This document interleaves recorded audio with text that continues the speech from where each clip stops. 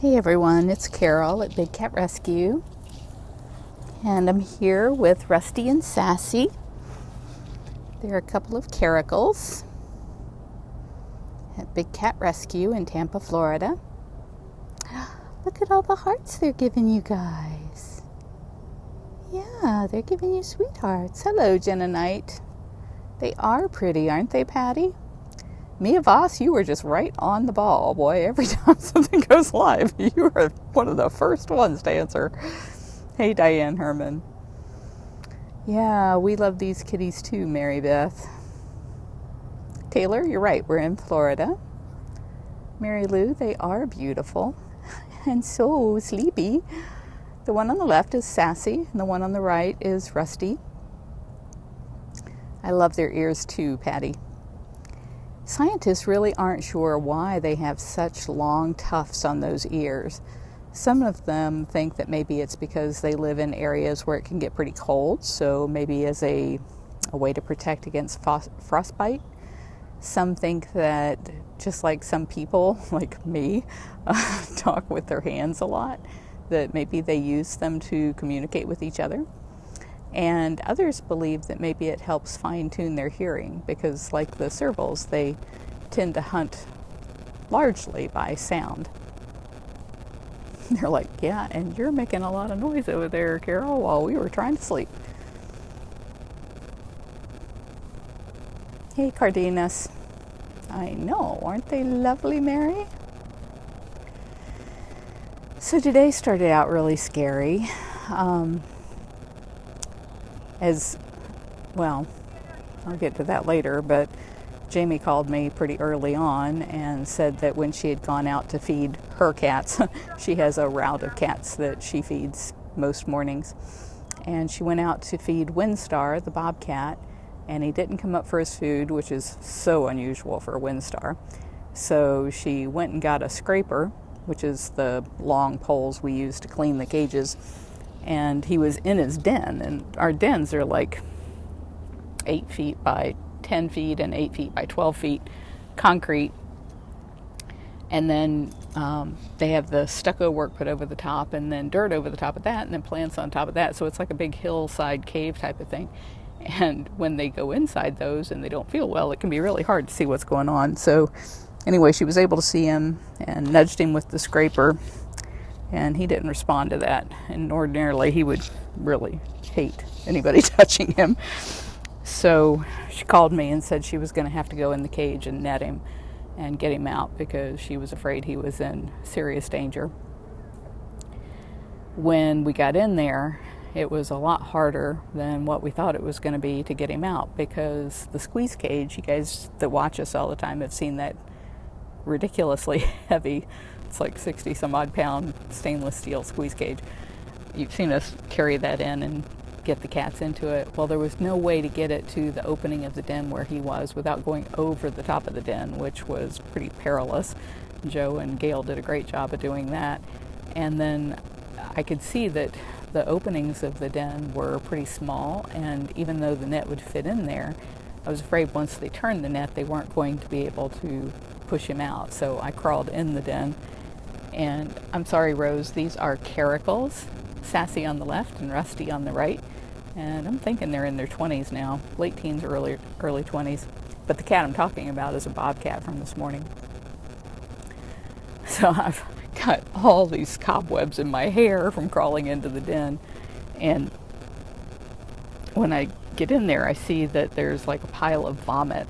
And so I've got no gloves or anything on me to be able to pick up the vomit, but I figure it's probably important. It may have something to do with why he's not feeling well.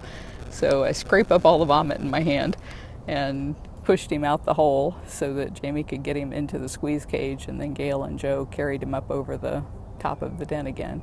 So he's in the cat hospital, and the vet will be coming by a little bit later. And we gave him some fluids to help flush out his system. I'm hoping, since he vomited a lot of it up, that that was what was bothering him. And it looked like he had vomited mushrooms. I've never seen our cats eat mushrooms out here before. I found there were 2 types of mushrooms in the cage. I found like 3 or 4 mushrooms in there. One of them was actually called the mushroom of immortality and is supposed to be very good for you, so it didn't seem like that could have been the problem, but it can cause an upset stomach, so maybe that's all it was. And then the other mushroom, I just can't find it anywhere. It's a really ugly little mushroom that is brown and small. It's about the size of a quarter. It's kind of got this powdery feel to the outside of it and a really short stalk. And it doesn't, you know how like mushrooms have those little lines underneath it? It doesn't have that. So I don't know what it is. And I'm up to like page 37 of going through looking at mushrooms, trying to figure out what it is. But since he's already vomited up, I'm hoping that that's going to be the worst of it. I will keep you informed, Paula. And he's currently in front of the camera. Jamie's watching him from her desk in the cat hospital. We have 9 live webcams at the sanctuary, and most of them can be found at explore.org/bigcatrescue. That one is going to be the Windsong Memorial Hospital. They are beautiful, aren't they? Patricia from the UK is looking at those gorgeous ears of yours, guys. I'm going to move over since Sassy has decided she doesn't want to be in our shot anymore. Maybe since she's behind Rusty, she'll let me do it. Good Lord, I'm too old for this. I'm too old for this, guys. Okay, now we can see you both.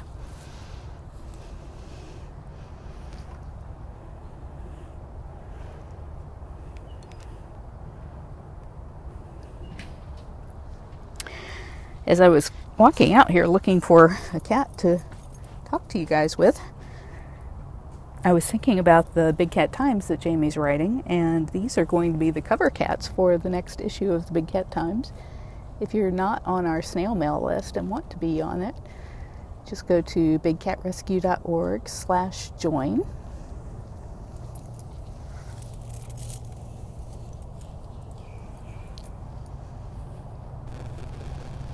They do have beautiful eyes, don't they? Just gorgeous green eyes.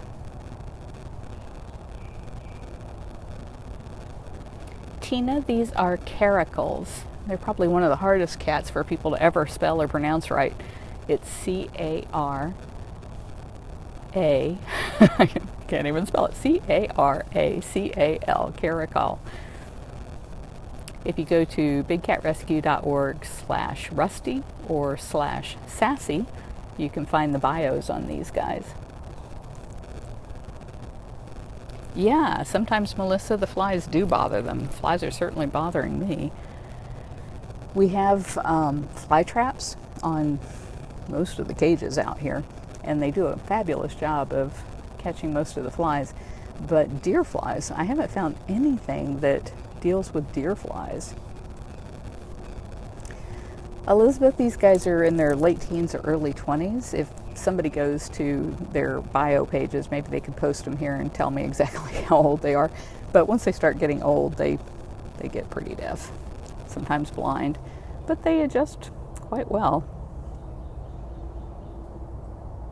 I know, Ellen, it just scared us half to death. And Windstar is like one of Jamie's favorite cats, and she was upset enough with what's going on with her grandfather, and then to have one of her babies get sick was really scary for her. Nancy, TJ is just the enigma of my life. I cannot figure out what's going on with that cat. He's not eating well. He's only eating a few pounds a day, but most of our lions anyway he's not a lion, he's a tiger, but most of our lions are doing the same thing. They're only eating a pound or 2 a day, and they are doing everything they can to conserve energy because it's been so hot. Right now it's 91 degrees and it's overcast and it's going to rain soon. So it's just been miserably hot this summer. Thank you, climate change. Boy, if there's ever a reason why you want to get out there and do the things you can to preserve this planet, it's so that cats like these don't have to suffer in the heat. One of the things Big Cat Rescue does to that end is we partner with Arcadia Power, and they provide solar and wind and other green energy and you pay like maybe 25 cents more on your electric bill each month. But what they do is they partner with your local power company to provide green sources, clean sources of energy. So we do it here at the sanctuary so that we're completely off the grid. And I do it on all of our rental homes and all of the properties that Big Cat Rescue owns, and my personal home and my family's homes. So we are really committed to leaving as little of an impact on the planet as possible when it comes to using resources.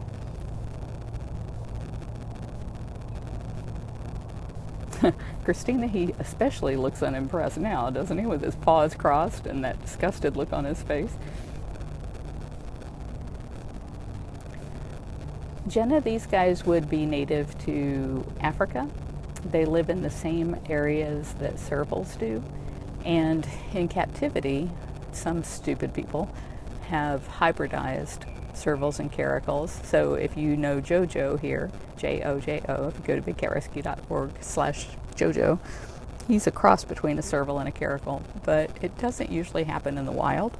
And that's primarily because even though they live in the same countries, they don't usually live in the same habitat.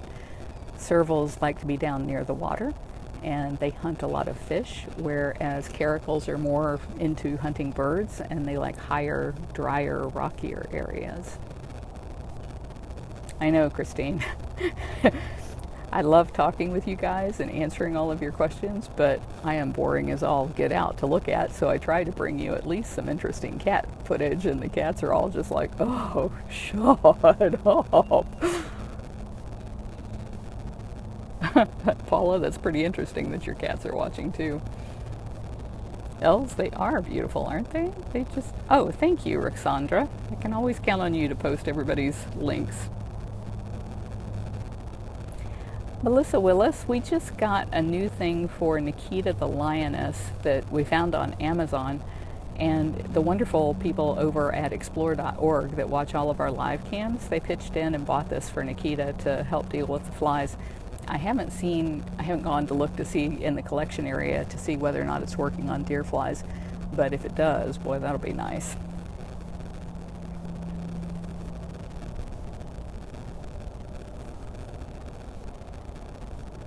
Carolyn Salen, I would just ignore people that are posting angry faces. They're just trying to get a rise out of you, and ignoring them is going to hurt them worse than anything because they're just looking for attention. They are pretty, aren't they, Beverly? I know, I love that. Well, he's not got his paws crossed anymore, but it was cute a minute ago, Mia. Yes, Mary, the bobcat who's not feeling this morning is named Windstar. Jackie, that's the way their ears are. Well, thank you for all the love, Tony. Nick, you don't want one. These guys can jump 12 feet straight up and snatch a bird right out of the sky. And they are hardwired to roam many, many square miles of territory. And so when they roam that much territory, they have to mark it to keep it from being used by other cats and other animals. And so the way that nature equips them to do that is by spraying urine all over everything. So if they live in your house or your yard, that's what they do all day long, is pee all over you and everything you own. And you just can't get that smell out. Yeah, those of you talking about how hot it is, I really think that's a big part of what's going on. But TJ, we know there's something more than that going on. It's just we can't pinpoint it with all of the tests that we've done. It could just be old age. You know, he's of an age that they don't even usually live to. And at that age, you start eating less and sleeping more, and that could be what's going on, as much as that breaks our heart. Sheila, the tigers all have pools because they really love getting into the water to cool out. Most of the other cats don't get into the water just to cool down. They'll play in the water sometimes, and we do have kiddie pools that we drag around, but they chew on the plastic, so you can't leave them in there. Mary, I'm not sure who you're asking about being sedated, but right now nobody's sedated. So I guess that would apply to anybody you might be thinking of. Nobody here is sedated. Oh, are you going to come pee on me? Please don't.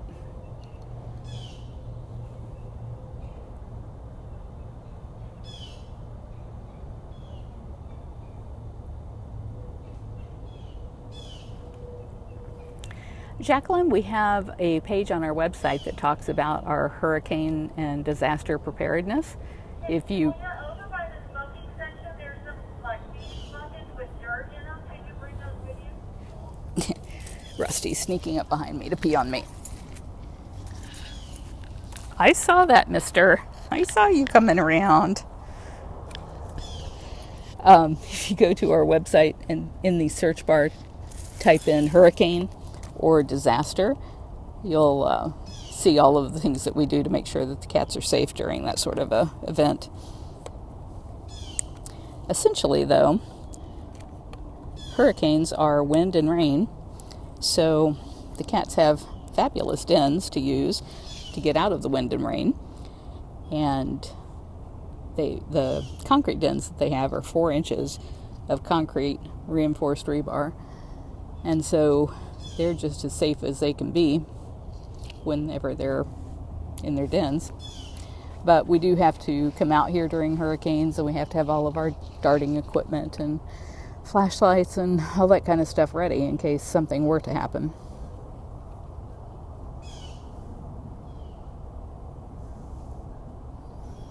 Madison, a Savannah cat, is a cross between a serval and a domestic cat. And we think it's a very cruel thing to do. The Savannah cats that we have met have been very confused creatures. They don't know if they're wild cats or domestic cats. Of course, the breeders will always tell you that it's going to be a very exotic looking cat who... He just went over there to get a drink of water. They'll tell you that it's going to be an exotic cat who eats cat food and uses a litter box. But what you get is a pretty ordinary looking cat by the time they breed him down to a F4, because the first 3 generations from the serval are so wild and so unhandleable and spray and pee so much that they almost never end up being even sold as pets. They end up being used as breeders or discarded. And then the F4, the 4th generation down, are the ones... You gonna come have a drink with him? Okay, that would be nice. The 4th generation down are the ones that usually get sold as pets. And by the time you breed them 4 generations away, they're just not very exotic looking, but they still pee all over the place. And they don't want to eat cat food or use a litter box. What they wanted to eat is raw meat.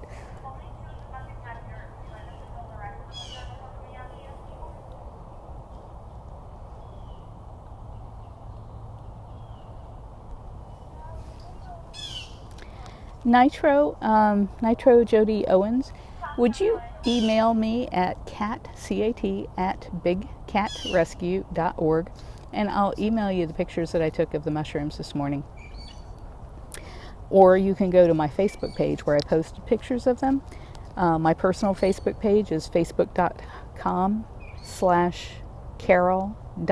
And that's CAROLE .Baskin, BASKIN.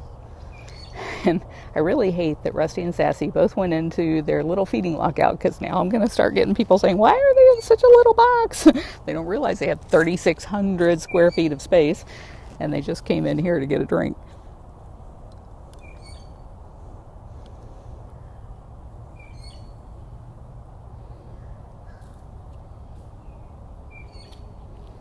I know, aren't those tuft ears cool?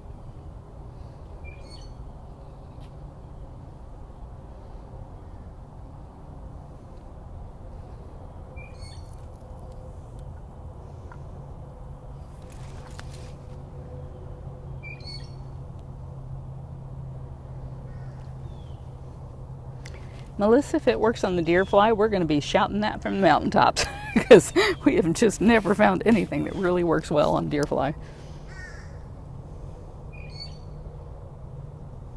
Oh, did you hear that?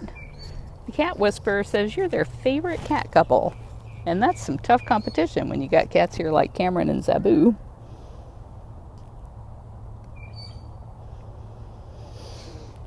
Lily, I don't know how old they are. I know they're in their late teens or early 20s. Their bios are all online at bigcatrescue.org/catbio. You can find all of our cats with a link to all of their stories and their ages and when they were rescued.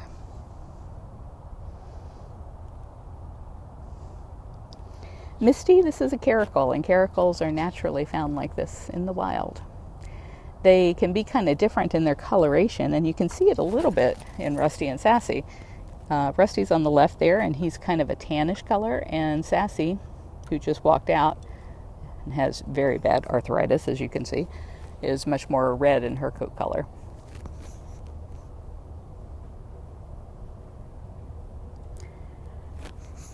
Laurentiu Tudora. Yes, they love rats. All of our cats are fed primarily a beef and chicken diet here, but twice a week they get whole rats and whole rabbits, and those come frozen. And then we defrost them, and they like those very much. Were you hissing at me? Were you hissing at me or the camera? Yeah, it's just the camera. I'm not going to ever touch you. No, you know I'm not. Yeah, Carol, he would pee on your bed first before he laid on it. You really would not like that.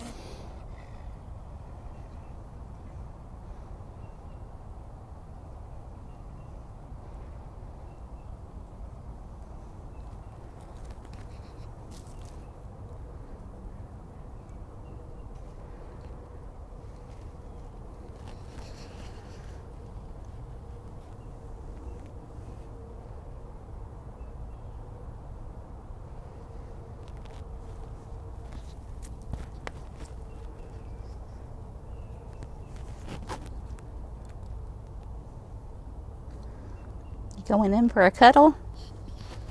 Good idea.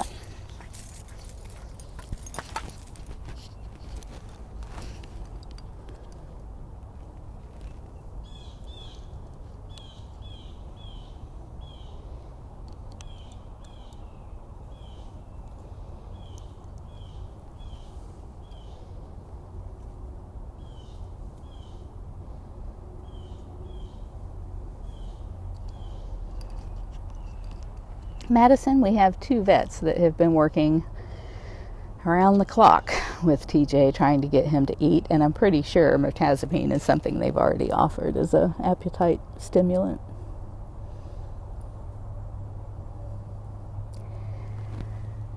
How tall do they stand? I don't know how tall you guys are. I should have been paying attention, except I just read your message. When they walk closer to the wire is 4 inches high. Each one of those holes is 4 inches high. So I'd have to say that they stand about a little under 16 feet, or 16 feet, 16 inches at the hips.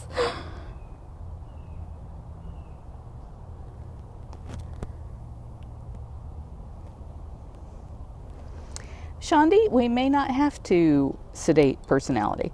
I had posted on our important updates here today when Windstar was found down in his cage. We have one of the blogs here internally at Big Cat Rescue where we post things like that so that all of our keepers know.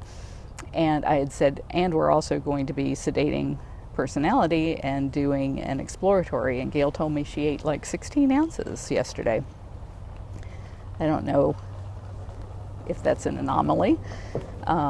So the vet's been advised about that, so he may not actually sedate her. We just won't know until he gets here.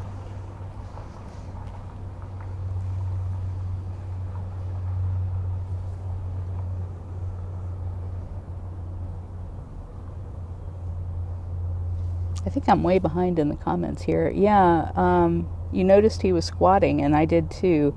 So after he got through, I went over to see if he had been able to pee much, and it was not much.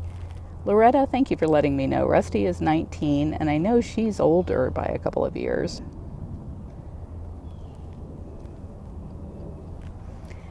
Sharon, we do use misters, especially on cats who aren't feeling well. In TJ's case, he can actually go down and get in the lake, and he loves to swim, so he does that frequently. So we haven't got the mister on him right now. All right, I'm going to scroll to the bottom of all these comments since I got so far behind. If I did not answer your question, please post it again so that I see it and answer it.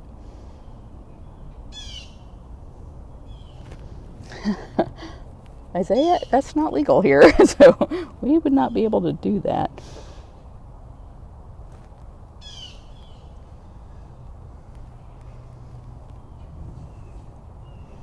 Bill, you ask what kind of fighters these guys are in the wild. And you know, I really don't know. I've never seen any footage of caracals getting into fights with each other or with other animals. So like if you, I guess maybe because they're so rare, but if you watch things like big cat shows like that where they document the cats in the wild, you almost never see caracals, even though they're pretty common. I mean, I wouldn't say they're common, but I just said they're common. That's not what I meant. They're not common cats, but they're just so elusive and so rarely actually captured on film. So I've never seen one fighting for territory or space or anything else. I don't know how that works.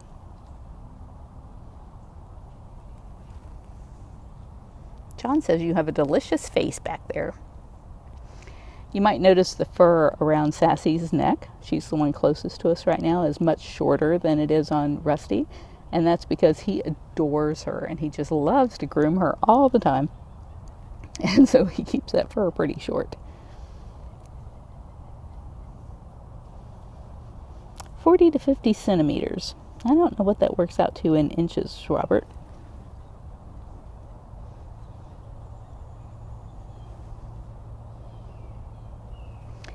Craig, in the wild, almost all of the exotic cats only live to be 10 or 12.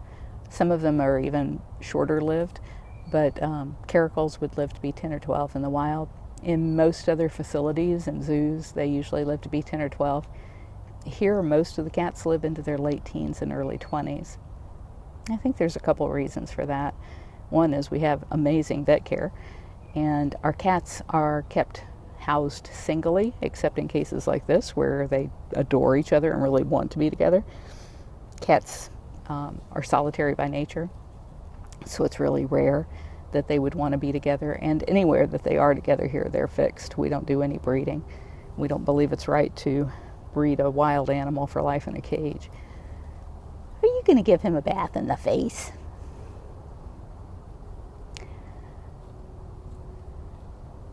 So they get great vet care, they get great food. We have marvelous donors who make sure that these cats always have the best of everything, from the toys they get to the enrichment they get to the vitamins and minerals and vet care and all of that they get. But I think one of the main reasons they live so long here is because it's so peaceful. We only allow people to visit on guided tours. It's not like a zoo where people can run around and annoy the animals all day long. So here they feel safe. They've got a lot of space, far, far more than what they would have at most other facilities. And they have lots of places to hide, so they don't have to be on display if they don't want to. I'm right up against the fence here, but if I were out on the tour path, all you would see is a little blur of brown underneath that plant. So if they didn't want to be out on display, they wouldn't have to be.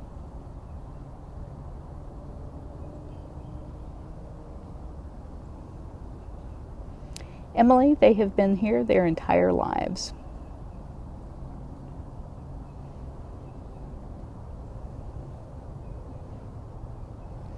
And the reason for that is that back in the 90s, when we first started the sanctuary, we started the sanctuary in 92. That was before the internet. And whenever we would try to find out information about how to take care of these animals, or what kind of cages they needed, or what kind of food, the zoos didn't want to talk to us because we were the stupid private sector. That we understand why they hated us then, but we didn't know any better. And so the only people who would give us any guidance were the people who were breeders and dealers and thought that we would be good customers for them. And so they would tell us that some of these rare cats should be bred for future generations and for conservation. And we thought, well, that's wonderful. We have a great place here where the cats are comfortable and it's easy for them to breed and they can be raised in a natural environment. But what we learned in '96 when the internet came out was that none of these animals serve any kind of conservation value. None of them can ever go free. And so we stopped breeding in '97 when we learned better.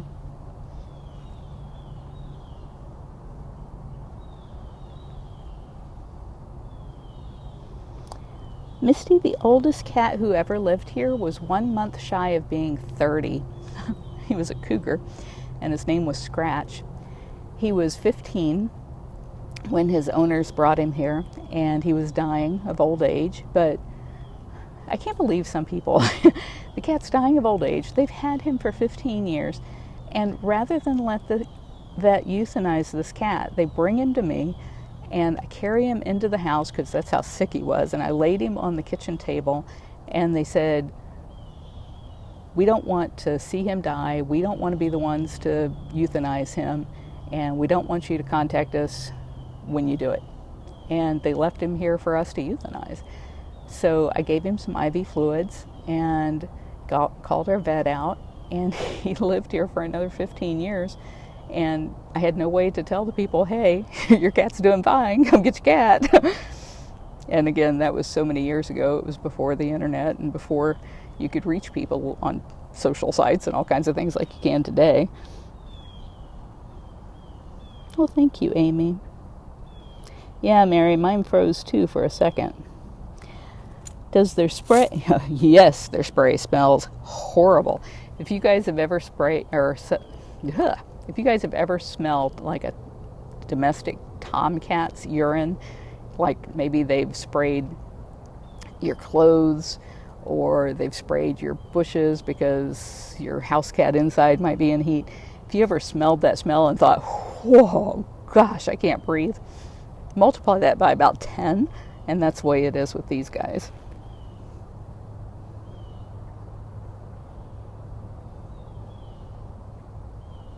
Oh, thank you, Amanda. That's sweet. It's funny you should say that, Naomi. We actually did a page called bigcatrescue.org/solitary. And the very first thing I say on there is, as soon as I tell people that cats are solitary, they're going to say, well, what about lions? What about cheetah?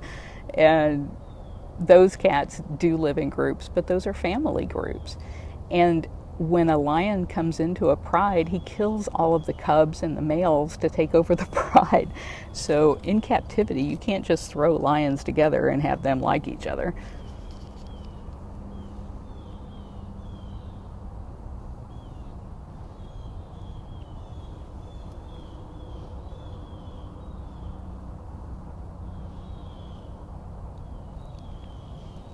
Christy, I don't know what kind of tests have been run on these guys, but I do know that our vets are out here twice a week, and they do take excellent care of these cats. We have a clinic on site here, and they can run all of their diagnostics here and do an amazing job of making sure our cats get the best possible supportive care.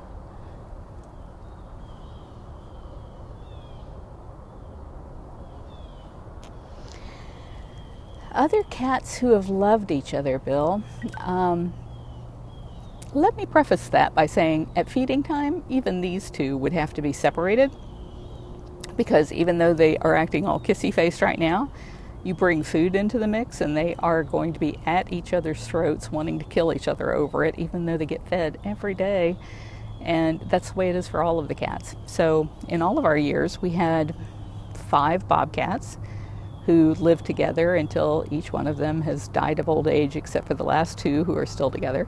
But again, you have to separate them all at feeding time.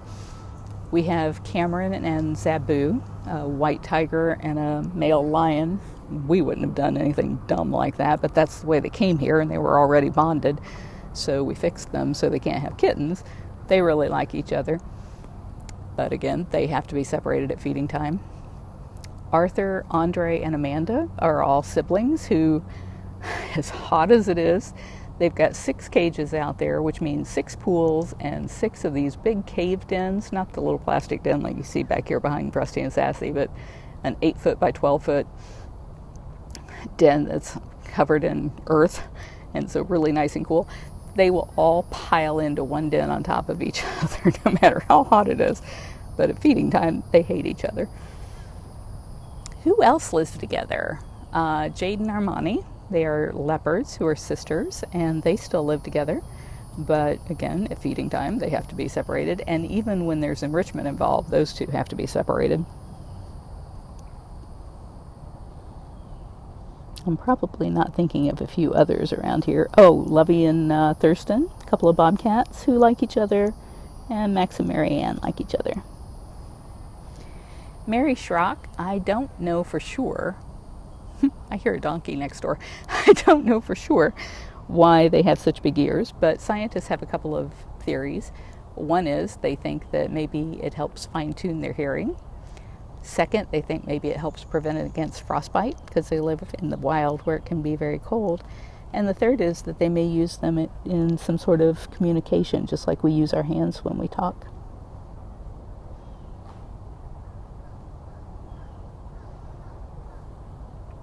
Haley, you ask if we ever return any to the wild.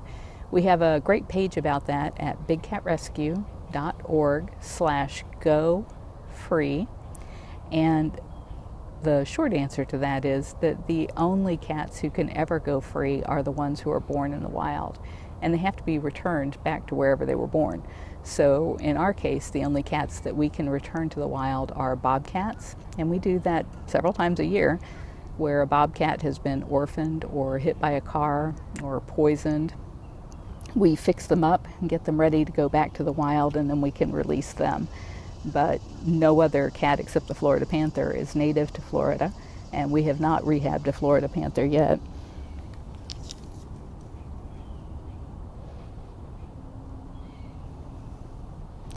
Robert, you ask a great question about whether or not cats who are nocturnal might become more diurnal in captivity. And that's one of the biggest beefs I have with zoos is the larger, nicer zoos have these beautiful multi-million-dollar enclosures, but behind the scenes they have these little jail cells that are concrete, usually no windows, and they're very small. Here in the state of Florida, it's about the size of a parking space, like you would park a car in, just one space, and that can house 2 lions or tigers that are 500 pounds.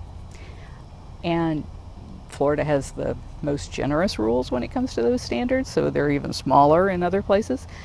But the zoos at night, they don't want people to come in and release the animals, so they lock them down in these concrete cells during the time of day that they would be the most active. So they may be forced to be a little bit more active during the day, but it's only because it's the only time at all that they get to get out of that jail cell. If that isn't just the cutest little pose, you guys are killing me over there. You're just killing me with that. I hope somebody's grabbing some screenshots of that. I wonder if I can grab a screenshot of that. I'm afraid I'll turn my phone off if I try. Christopher, we made a decision very early on, like 1998, that we would only rescue cats. And the reason for that is I believe you can only do one thing really well. And if you focus on one thing, you can do it to the best of your ability. But if you are trying to do too many different things, you can't give the same quality of time and attention. So it's hard enough with all of there's like 35 species of cats, and I think we have about 10 species here. We've had up to 16 species at any given time of cats. But it's hard enough to know everything about all of those different cats, even though you would think they're all very similar, and they are. There's different things about all of them.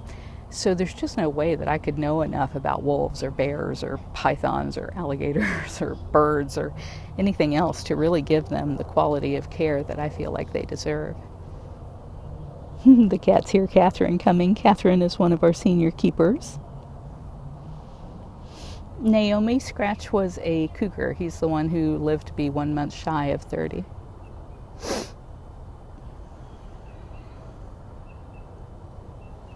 Melissa, this is Big Cat Rescue, and we are located in Tampa, Florida. We're about 15 minutes northwest of the Tampa International Airport, and you can visit only on guided tours.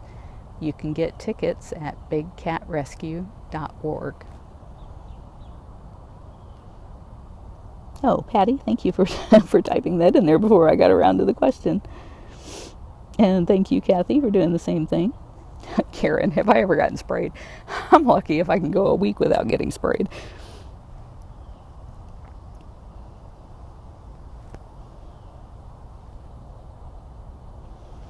Yeah, Mary, in addition to it really stinking, it's like acidic. So when cats spray on plants, it just it just about disintegrates them. And you can see the kinds of plants that are able to survive in our cages are usually ferns and palmettos and very hardy plants. But they can just about kill a plant by peeing on it. And if they do that on the drywall in your house, you're never going to clean that out. You're just going to have to rip out the drywall. Debbie Jamie is my daughter. She started this with me back in 1992 when she was 12 years old, and she's the president of Big Cat Rescue. She handles all of the major decisions that have to do with the cat care out here, and she's married to one of our veterinarians. My role here, I'm the founder and CEO. For those of you that missed it, I'm Carol Baskin. My role here is kind of, in fact, I was just interviewed for this a few days ago. There's a magazine that's doing a thing about powerful women, and I feel like that's kind of funny because I don't feel powerful. But if I have a superpower, what it is to be able to see a problem from kind of that 30,000 foot view and say, okay, here's what's going on and here's what we need to do to fix it. But I'm lousy at details, and I'm lousy at managing staff. So we have 14 paid staff, but we only hire from our volunteer pool, and we have the most amazing volunteers in the world. Those 80 volunteers and interns, actually it's about 80 volunteers and usually about 20 interns, so like 100 people altogether, but they do all of the animal care here, all of the feeding and cleaning and everything else. And we usually hire our paid staff from that in our volunteer or intern pool. So we've known them for years. We know that they're really dedicated to the cats, that it's not about a paycheck for them. And I pick people who are able to manage themselves. You know, I'll have a job description, like we have a director of research, and so her job is to find all of the good research projects going on out there for cats and figure out which ones we should help, which ones we should fund. And I know that I don't have to ride her tail. She will check into work every day and be constantly seeking out those best things that she can find and finding out everything that she can about the people, so that when we do make an investment into some wildcat conservation, that we're getting the most bang for our buck. Same thing goes with our operations manager. When I was looking for an operations manager back in 2009, what I wanted was somebody who was always working, somebody who just got stuff done. And that was how we hired Gail. You see Gail in a lot of our videos, and she's always on the move, man. But her role is to make sure that all the volunteers and interns stay busy and do what they're supposed to do. And she's great at that. So that's what I do, is I try to see how can we fix these problems and then put the right people in place to make that happen.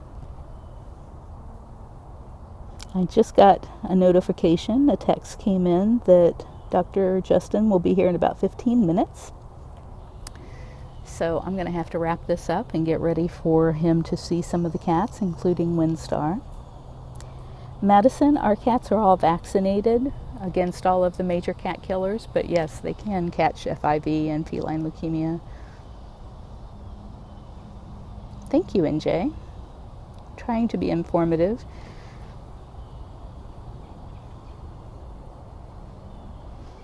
I didn't know that, Naomi, about the whales. They are like an adorable old married couple, aren't they, Paul? Oh, thank you, Misty. Those are very nice words of yours. Thank you, Christy.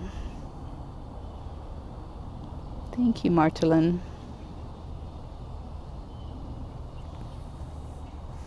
Hannah, these are caracals, and caracals can eat about 3 pounds a day. A tiger will eat about 10 to 15 pounds a day. And it's primarily beef and chicken, and then twice a week they get whole rats and whole rabbits. And I just got a text that we have to go catch Servy Serval. I don't know what's up with her, but sounds like, oh, you know what? I bet she's done with vacation, and so she's probably going home, which means we'll be catching somebody else to go out in small cat vacation.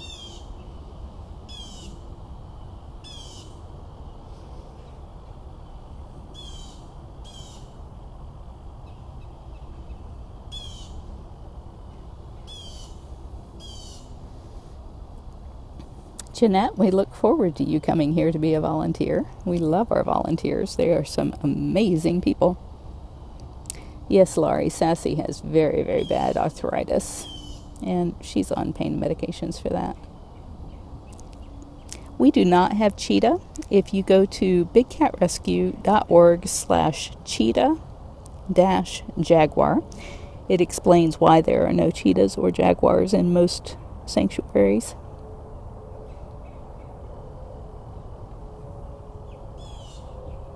You guys are so awesome at answering each other's questions. I really appreciate that. Misty, we have something called Zoo College. It's zoocollege.com, and it takes about a month to complete it.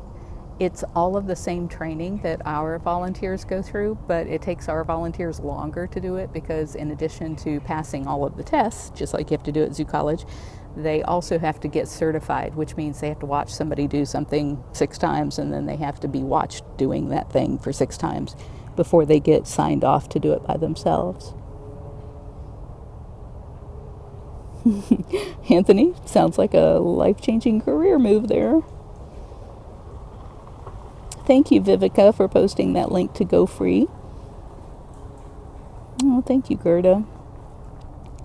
I'm surprised nobody's been complaining they can't hear me. I must have finally got the microphone set up right today.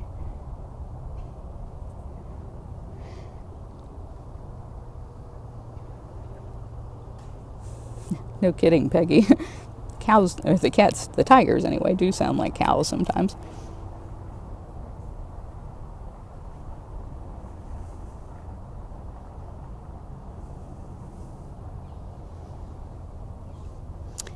Peggy, we do have bat boxes all over the sanctuary. We love bats. It's cool to be out here at night. I just walk around and I feel like I'm one with the bats because they're like all flying around your head and they never run into you, but they fly so close. It's like, whoa, it feels so weird. You can actually feel the breeze as they go by your face. I love bats. The reason I love them is because they eat so many mosquitoes. Mary Lou, back when we built the sanctuary, we were in the middle of nowhere. Absolutely nowhere. But Tampa has moved out and surrounded us. Thankfully, we're on 67 acres here, so we've got plenty of space. Patrick, if you go to bigcatrescue.org, up at the top in the browser bar, or if you're on mobile, look for the button called Get Involved. You'll see all the different ways you can get involved with us, including our intern and volunteer programs. Oh, that's sweet, Madison.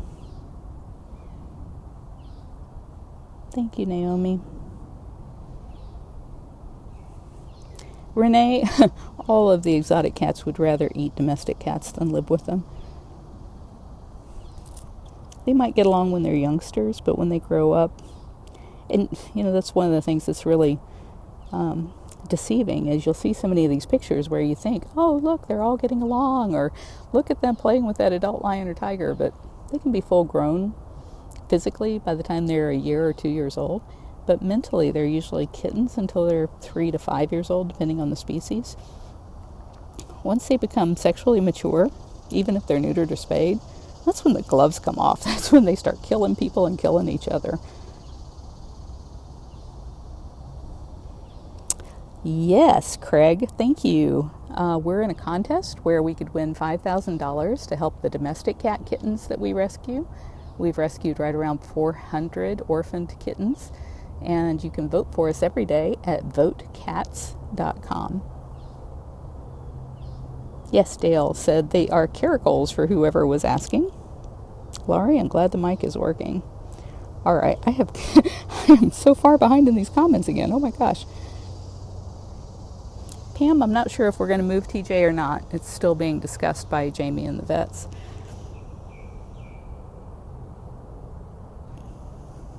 Helena, I know Dr. Justin will look at TJ, but I doubt that he's going to be sedated, because he was just sedated, a week or two ago? And we've got to let all of that get out of the system before we even try that again. Thank you for voting for us every day, Patricia. All right, I love you guys. I love you, Caracals, too. I love you, Rusty. I love you, Sassy. You know your name. People always say, did they know their name? It's like, yeah, they know their name, but they're like your cat. They're only going to respond if they want to. I got to get to work. Thank you, everybody. Bye.